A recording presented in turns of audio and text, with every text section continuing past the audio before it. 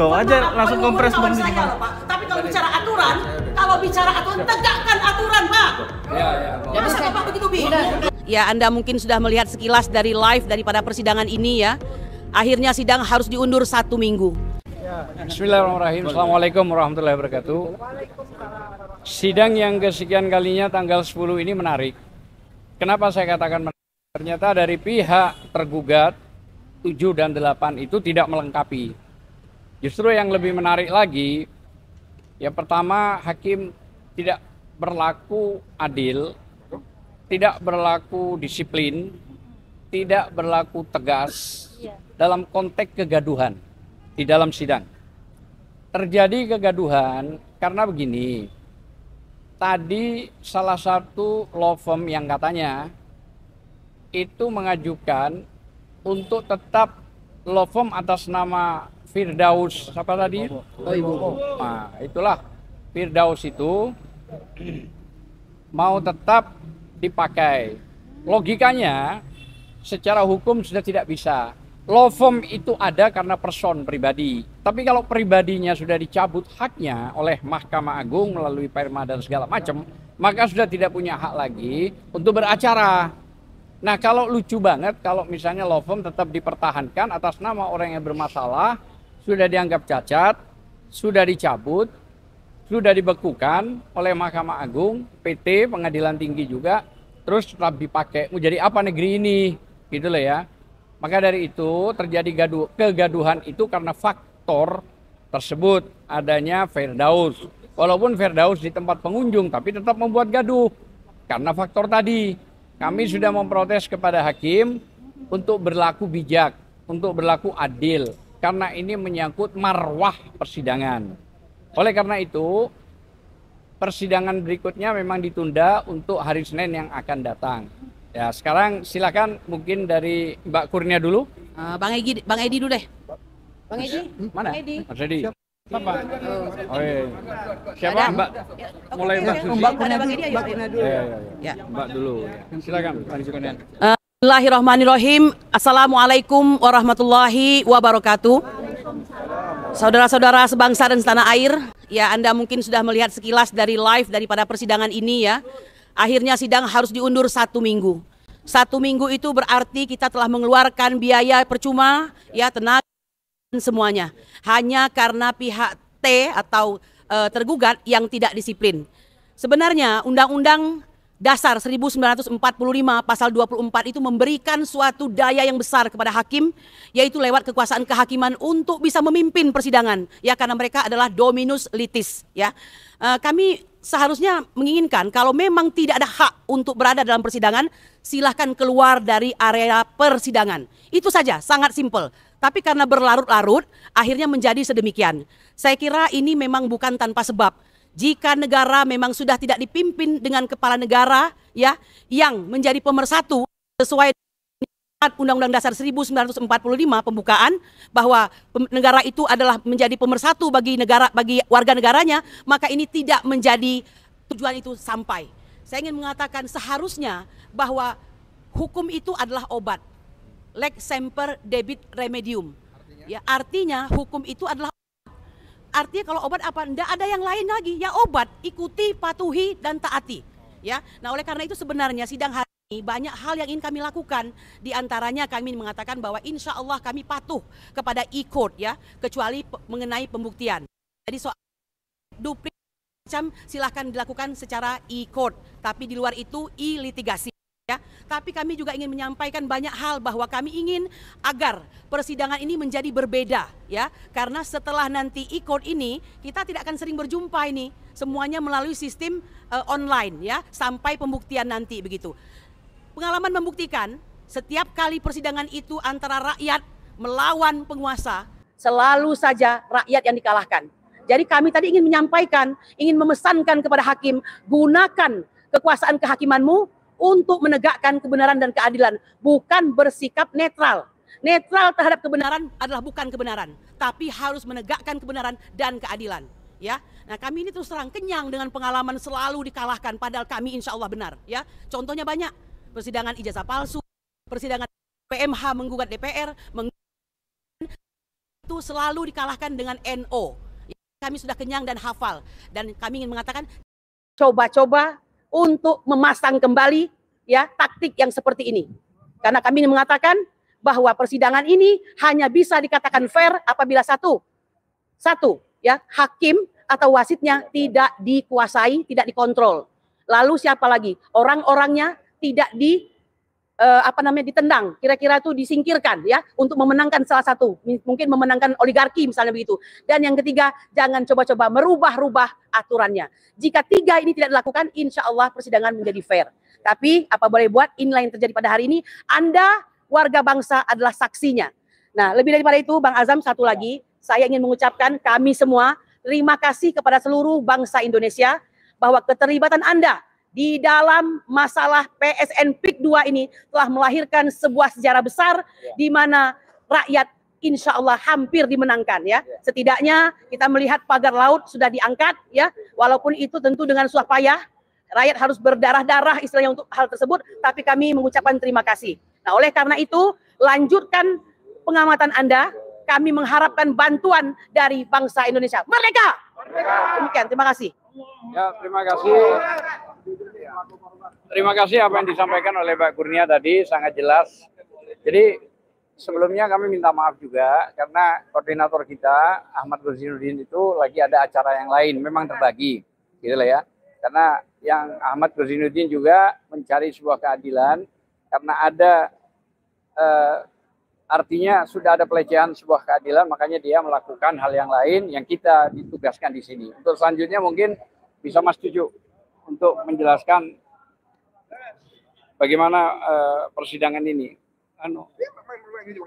Ya, ini. Ya. Assalamualaikum warahmatullahi wabarakatuh. Ya, ini persidangan hari ini berawal dari konfirmasi dari kami. Ada pengacara yang masih menggunakan istilahnya kantor hukum yang sebetulnya sudah dibekukan. Ya, pengacara yang bersangkutan pun juga sudah dilarang ya, untuk bersidang atau beracara di seluruh pengadilan negeri di Indonesia ini. Mahkamah Agung yang merang itu. Jadi sudah jelas. Jadi kalau mereka masih menggunakan surat atau kantor hukum yang bersangkutan, namanya siapa? Firdaus nggak penting ya, kata Pak Edi nggak penting. Itu dari situ pertanyaan itu. Yang herannya, yang saudara yang bersangkutan Firdaus itu ada di luar sidang, ya ada di luar sidang dan protes.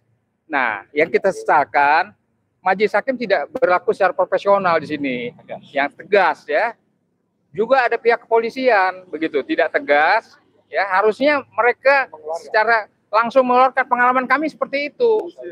Atau diusir lah begitu tadi. Iya. Sangat gampang sekali ya. Nah, ini tampaknya kok didiamkan saja sehingga yang bersangkutan itu sangat menimbulkan kegaduhan yang sedemikian rupa ya. Ya itu yang kita sesalkan. Padahal sudah jelas-jelas yang bersangkutan adalah bukan peserta sidang, bukan pengacara dari salah satu pihak pun. Itu yang kami sesalkan. Nah, kemudian menyangkut materi persidangan, sebetulnya oke lah, ini hanya suatu permainan apalah disebutnya seperti itu. Tadi Mbak Kurnia sampaikan begitu ya. Apakah kita sudah pengalaman kalau berhadapan dengan pihak penguasa itu selalu dikalahkan atau di NO atau dimenangkan mereka ya. Oke, tapi semua ini ingin kami buktikan. Sebagai contohnya ya, tadi katakan rakyat Indonesia. 2 hari yang lalu Presiden kita sudah menerima Aguan dan kawan-kawan ya, yang dihadiri oleh 8 naga kan kira-kira seperti itu.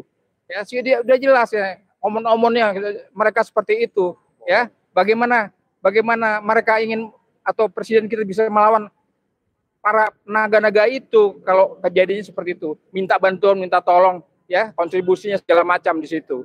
Tapi oke lah, kekuatan rakyat adalah kekuatan Tuhan ya, kekuatan Tuhan. Oleh sebab itu kami tetap yakin bahwa dengan dukungan rakyat, perjuangan ini tetap akan kita lanjutkan, kita teruskan, dan insya Allah kemenangan ada di tangan rakyat. Amin. Demikian, lanjutkan. Ya, terima kasih Mas Juju sudah menyampaikan. Memang itu ya faktanya yang terjadi. Sekarang giliran rekan kita untuk melanjutkan apa yang terjadi di dalam persidangan. Assalamualaikum warahmatullahi wabarakatuh.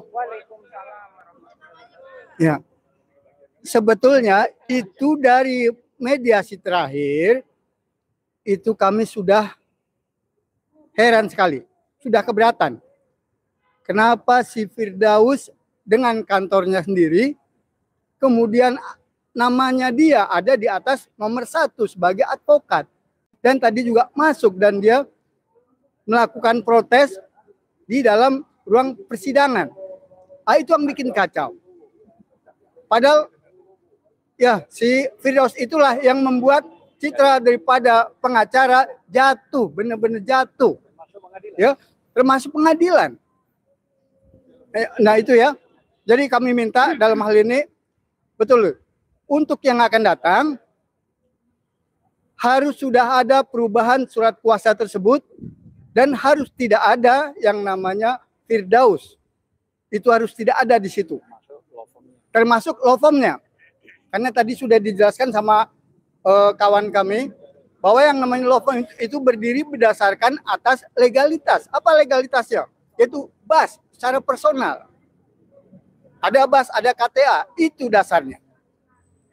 Jadi kita tunggu besok hari yang akan datang, hari Senin yang akan datang. Nah, dalam hal ini terus terang saja, gugatan kita itu adalah awal daripada pergerakan rakyat, awal daripada pergerakan khususnya rakyat Banten. Ya, dari gugatan kita ini itu sudah seluruh Indonesia sudah pasti mengetahui hal ini. Walaupun berat, ada yang bilang gimana Pak Sugeng? Oh, walaupun berat tetap akan kami laksanakan, tetap akan kami lakukan perjuangan. Kenapa? Ya, kenapa? Si Omon-Omon kan ya berapa hari lalu dia menerima 9 naga, 8 naga, menerima di situ. Ya, sampai Aguan yang namanya Aguan itu udah kayak bintang film itu wajahnya. Di WhatsApp selalu hadir di situ. Nah, kami minta dalam hal ini untuk dukungan daripada rakyat seluruh Indonesia, kita melakukan secara hukum. Itu, kami minta doa dan kami minta dukungan. Bagi yang londo-londo ireng, termasuk pengacara ireng, kami minta secara pribadi bertobatlah. Ini rakyat kita, bangsa kita. Ya.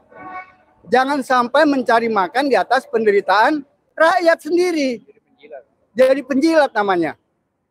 Dia punya alasan katanya bekerja. Orang-orang bekerja yang dari timur. Kalau bekerja itu berdasarkan atau didasarkan oleh penderitaan rakyat, itu udah nggak benar. Secara agama juga udah nggak bagus, udah nggak baik sekali.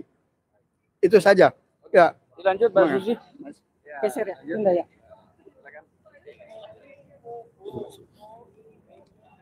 Bismillahirrahmanirrahim. Assalamualaikum warahmatullahi wabarakatuh. Bagaimana ibu-ibu? Apakah masih semangat? Kita harus tetap semangat ya. Seperti tadi yang sudah disampaikan oleh rekan-rekan kita bahwa terjadi lagi kegaduhan, terjadi lagi kegaduhan. Hal ini perlu saya sampaikan bahwa beberapa minggu yang lalu ketika mediasi itu juga terjadi kegaduhan, itu ada podcast di luaran sana yang mendiskreditkan bahwa kami pihak pengacara dari penggugat yang sengaja membuat kegaduhan.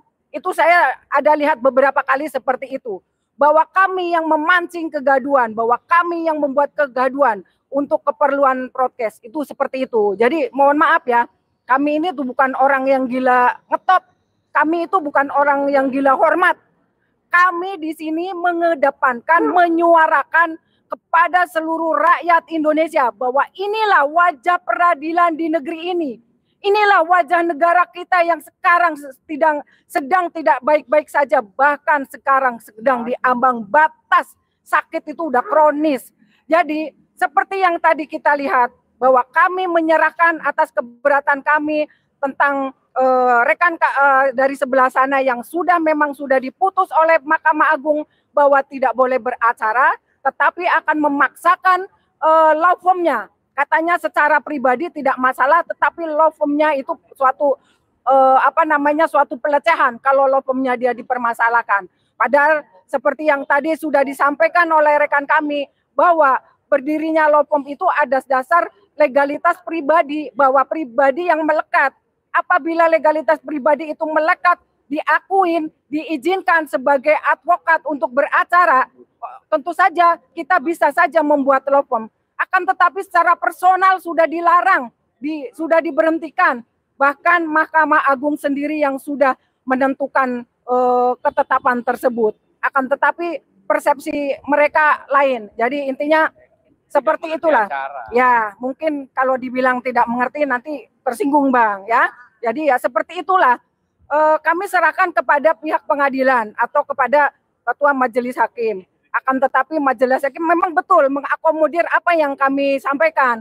Akan tetapi kami melihat para penjaga keamanan atau polisi itu sangat lembek banget, ya. Iya, diam aja. Ketika sama rakyat, masalah sepele aja, bagaimana kencengnya, bagaimana langsung ditarik, diinjak. Akan tetapi menghadapi seorang Firdaus tidak bisa apa-apa, hanya kayak nengok kanan kiri. Itulah.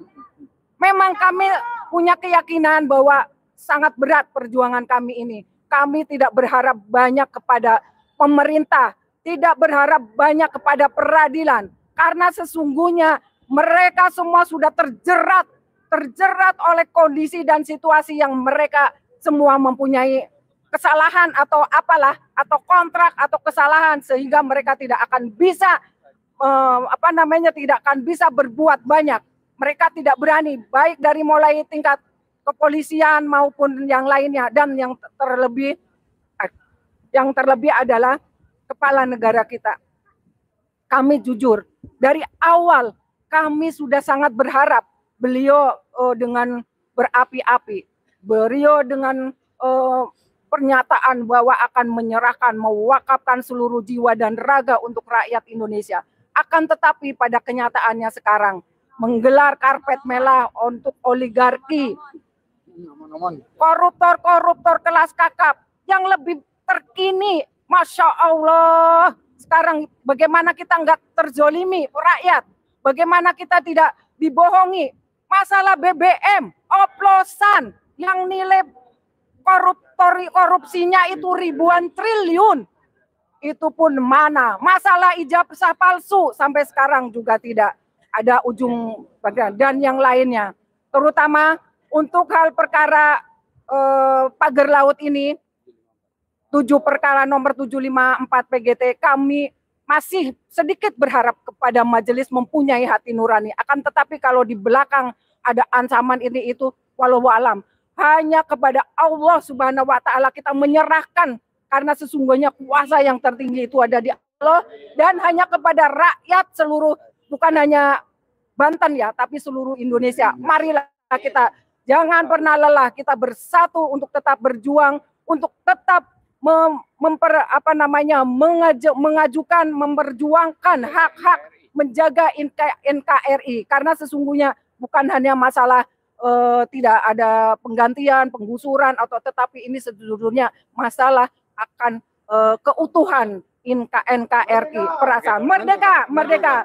Sekian, terima kasih. Billahi taufik wal hidayah. Wassalamualaikum warahmatullahi wabarakatuh. Selamat sugeng Mbak Susi. Saya jelas tadi apa yang disampaikan pesan. Sekarang prinsipal. Terakhir Pak.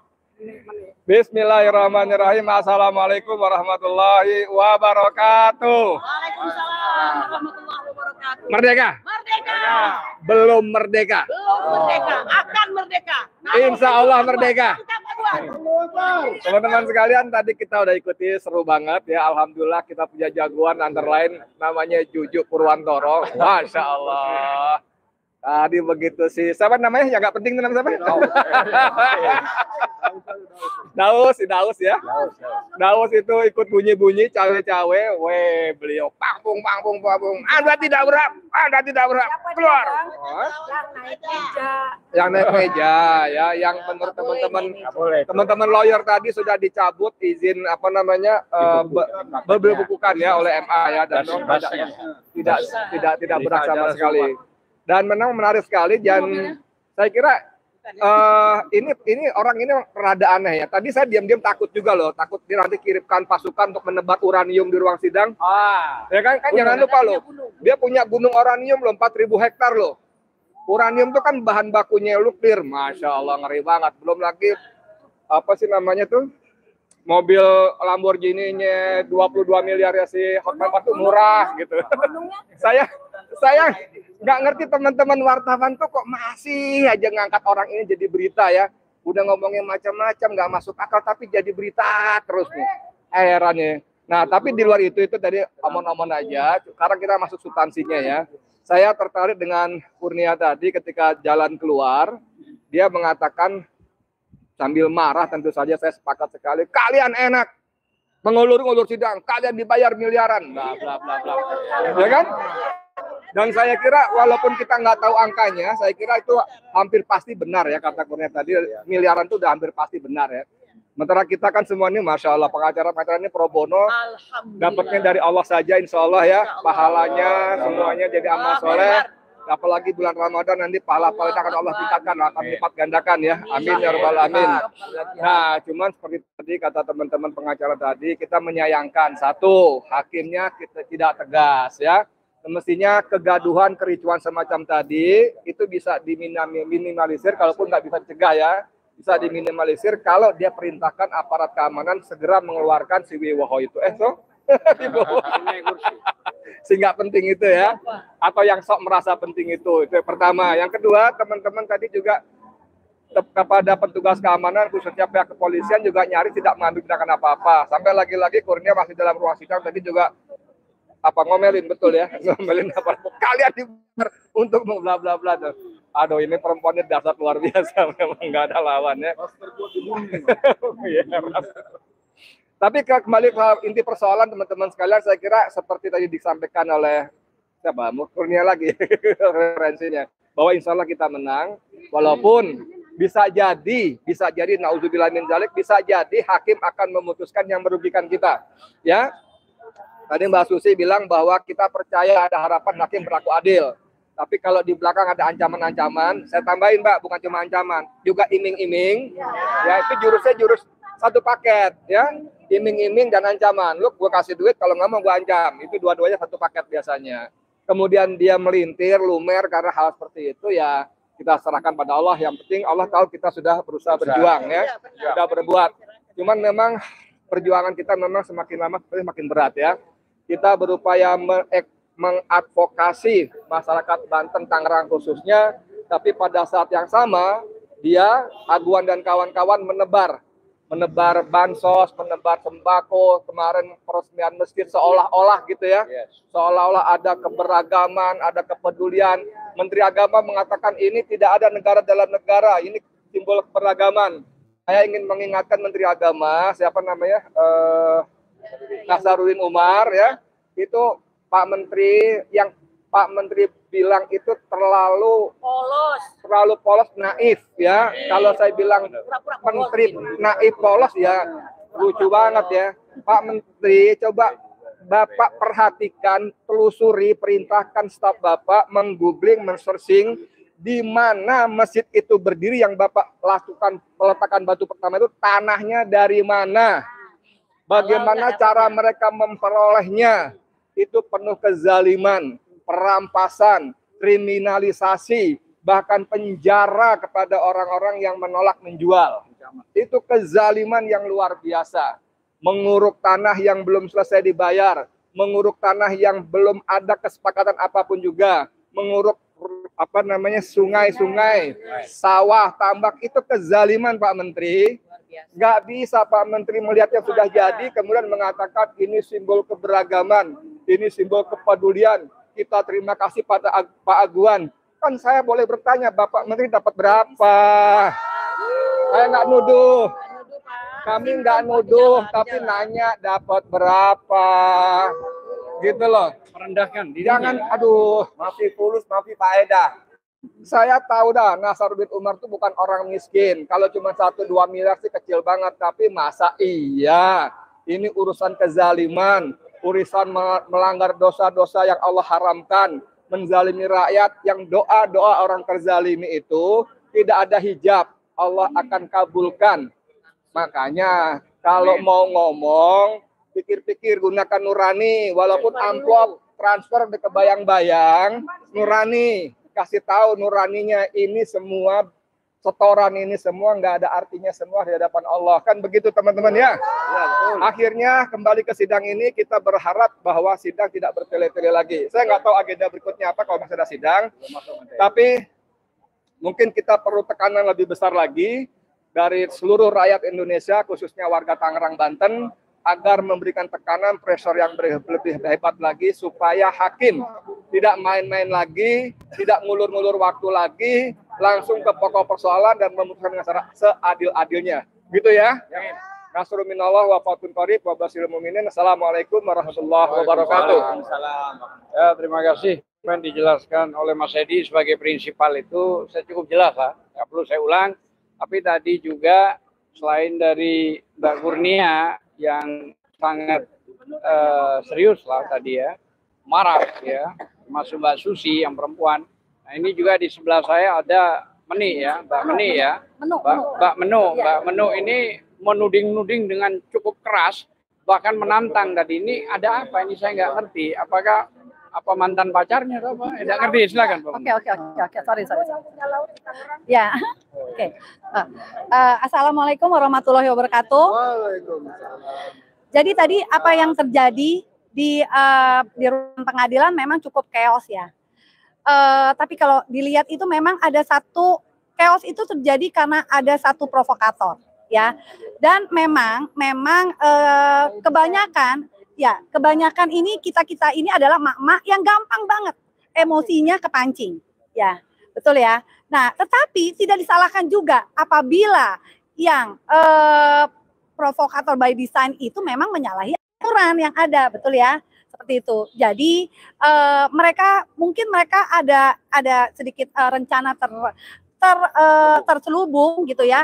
Mereka ingin terus ini ditunda-tunda ya. Jadi tapi gimana ya? Kalau kita ikuti aja permainannya, dan satu ya, di sini kita memang melawan kezoliman yang benar-benar TSM ya. Saya hanya berdoa begini untuk kepada masyarakat Banten ya. Di sini kita bersama mereka. Semoga masyarakat Banten di sana juga kita kompak pada saat waktunya. Kalau memang negara bukan tidak ada untuk kita, kitalah yang akan merebut hak kita. Dan ya kita akan merebut hak kita. Dan satu lagi, kita di sini akan terus ada di pengadilan ya sampai titik darah terakhir. Kita tidak ingin sama sekali, kita tidak ingin kalau akhirnya Banten menjadi lepas, karena itu akan terjadi ke negara lain, ke daerah-daerah lain juga. Ingat, kita adalah Garuda, kita bukan naga. Kita sedang menunggu waktu kapan kita akan memotong leher naga itu. Terima kasih. Wassalamualaikum warahmatullahi wabarakatuh.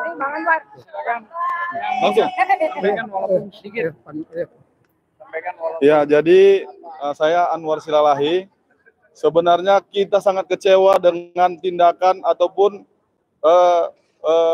kelakuan daripada hakim tadi di persidangan, karena itu sudah sangat memalukan yang namanya peradilan di Indonesia ini. Dan harusnya ke depannya itu orang-orang seperti yang membuat Firdaus, yang membuat ricuh di persidangan, di ruang sidang, hendaknya dikeluarkan dan di blacklist ke depannya, tidak boleh hadir lagi. Nah, karena kita di sini yang namanya persidangan itu haruslah menghargai. Karena yang mana persidangan ini bukan tempat ecek-ecek kalau bahasa Medan. Ini tempat mencari keadilan dan wakil Tuhan. Jadi kemana lagi masyarakat Indonesia ini mencari keadilan kalau bukan ke pengadilan ini, begitu. Jadi tolong kepada masyarakat Indonesia seluruhnya ya, bukan hanya Tangerang atau Banten yang terdampak dari kasus ini, dukungannya ialah tolong suarakan dan viralkan bahwasanya keadilan di Indonesia ini cukup memprihatinkan. Begitu saja mungkin saya kembalikan kepada Bang Hajan. Terima kasih kepada Anwar Silalahi. Mungkin sedikit ya. Sedikit aja. Ya, oke. Sedikit. Karena waktu ya. Assalamualaikum warahmatullahi wabarakatuh. Ya ayyuhallazina amanu kutiba alaikumusiyam kama kutiba alal ladzina min qablikum la'allakum tattaqun. Manjada wajada. Artinya barang siapa yang bersungguh-sungguh maka dia akan dapat. Insya Allah di sahur jihad ini, di bulan jihad ini, di bulan suci Ramadan, kemenangan insya Allah kita dapat memperoleh. Cuma yang sangat disayangkan, kami sebagai rakyat, mewakili rakyat, seluruh rakyat Indonesia, khususnya rakyat Banten, ya kami menghimbau, datanglah ke pengadilan negeri ini agar tahu kekuatan rakyat itu tidak bisa dikalahkan oleh siapapun. Yang pertama. Yang kedua, kami menghimbau kepada yang mulia hakim, ya jangan sampai hakim diintervensi oleh bayaran-bayaran yang tidak menentu. Itu dugaan saya. Tapi ingat hakim ini kayaknya lembek sekali tadi yang saya lihat. Seharusnya dia memberikan keluar kabur dari pintu dari persidangan, itu tidak boleh. Padahal itu yang berkuasa itu yang di dalam, bukan yang di luar, itu saja. Kurang lebihnya satukan kekuatan, jangan lekas lelah dalam perjuangan ini. Takbir, Allahu Akbar. Saya sedikit mengingatkan, ada sebuah lagu yang dinyanyikan oleh Prabowo. Pada saat itu saya jadi karena Joko Widodo. Hidup Joko Widodo, hidup Joko Widodo, dilanjutkan dengan suara nyanyian terima kasih Bapak Joko Widodo, terima kasih Bapak Joko Widodo. Ini yang saya berikan pesan yang paling dalam. Nabi Musa alaihissalam mulai dari bayi sampai dewasa, tidak pernah Nabi Musa mengatakan hidup Fir'aun, hidup Fir'aun, dan dinyanyikan lagu oleh kelompoknya terima kasih Raja Fir'aun, terima kasih Raja Fir'aun. Tidak pernah. Saya membaca hadis palsu maupun hadis soheh, tidak ada itu. Saya kira itu. Sampai jumpa. Terima kasih. Ada lagu ya? Ada lagu. Oh, ya, ada lagu.